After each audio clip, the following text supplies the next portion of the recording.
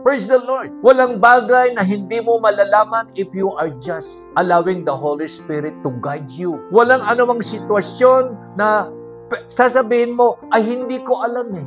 Kaya nagkaganito ako eh. The ministry of the Holy Spirit who will abide in you forever is to guide you. Guide you what? Whatever the Father is speaking.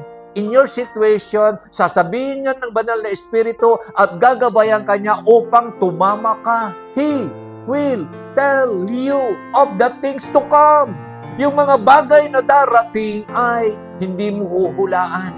Sasabihin niya sa iyo, your future is guaranteed to be good.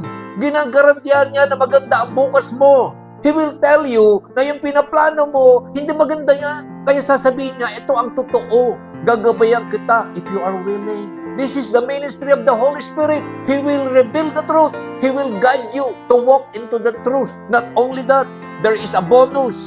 The things that are yet to come to you, He reveal it unto you. Kung meron mang naisip na hindi maganda, sasabihin din niya sa iyo. If only you are sensitive sa presensya ng banal na Espiritu, He will guide you. And He will speak to you what the heavens is saying on your situation. He will speak to you on what the heavens is saying about you.